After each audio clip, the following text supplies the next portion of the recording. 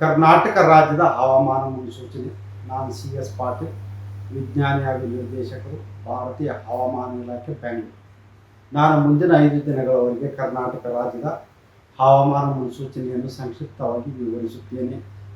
ಇಂದು ಕರಾವಳಿ ಹಾಗೂ ದಕ್ಷಿಣ ಒಳನಾಡಿನಲ್ಲಿ ವ್ಯಾಪಕವಾಗಿ ಮಳೆಯಾಗಿದ್ದರೆ ಉತ್ತರ ಒಳನಾಡಿನಲ್ಲಿ ಹಲವು ಕಡೆ ಮಳೆಯಾಗಿದೆ. ಪ್ರಮುಖವಾಗಿ ಬೆಳ್ಳೂರು, ಮಂಡ್ಯ ಜಿಲ್ಲೆಯಲ್ಲಿ 9 ಸೆಂಟಿಮೀಟರ್, ಭಾಗಮಂಡಲ ಕೊಡಗಿನಲ್ಲಿ 9 ಸೆಂಟಿಮೀಟರ್, ಹುಣಸೂರು, ಮೈಸೂರು ಜಿಲ್ಲೆಯಲ್ಲಿ 6 ಸೆಂಟಿಮೀಟರ್ ಮಳೆಯಾಗಿದೆ. ಈಗಿರುವ ಹವಾಮಾನದ ಸಿನಾಪ್ಟಿಕ್ ಸ್ಥಿತಿ ಏನೆಂದರೆ, ಅರಬ್ಬಿ ಸಮುದ್ರದ ಆಗ್ನೇಯ ಭಾಗದಲ್ಲಿ ಕರ್ನಾಟಕದ ಕರಾವಳಿಯ ತೀರದಲ್ಲಿ ವಾಯುಭಾರ ಕುಸಿತವಾಗಿದೆ.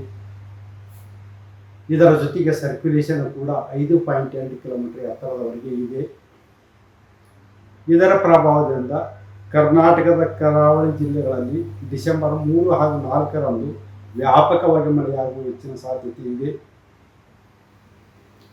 ಉತ್ತರ ಹಾಗೂ ದಕ್ಷಿಣ ಒಳನಾಡಿನಲ್ಲಿ ಡಿಸೆಂಬರ್ 3 ಹಾಗೂ 4ರಂದು ಹಲವು ಕಡೆ ಮಳೆಯಾಗುವ ಹೆಚ್ಚಿನ ಸಾಧ್ಯತೆ ಇದೆ. ದಕ್ಷಿಣ ಕನ್ನಡ, ಉಡುಪಿ, ಚಿಕ್ಕಮಗಳೂರು ಹಾಗೂ ಕೊಡಗು ಜಿಲ್ಲೆಗಳ ಕೆಲವು ಕಡೆ ಭಾರಿ ಮಳೆಯಾಗುವ ಸಾಧ್ಯತೆ ಇದ್ದು, ಡಿಸೆಂಬರ್ 3ರಂದು ಯೆಲ್ಲೋ ಅಲರ್ಟ್ ಅನ್ನು ಘೋಷಿಸಲಾಗಿದೆ. ಡಿಸೆಂಬರ್ 5 ಹಾಗೂ 6ರಂದು ರಾಜ್ಯದ ಕೆಲವು ಜಿಲ್ಲೆಗಳಲ್ಲಿ ಅಲ್ಲಲ್ಲಿ ಹಗುರವಾಗಿ ಮಳೆಯಾಗುವ ಹೆಚ್ಚಿನ ಸಾಧ್ಯತೆ ಇದೆ.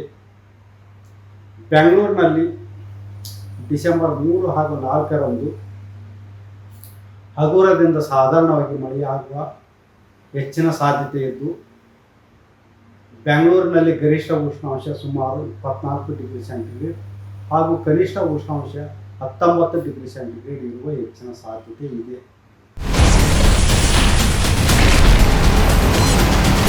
Ashwavega English News. Coming soon. Your channel, your voice, your trust.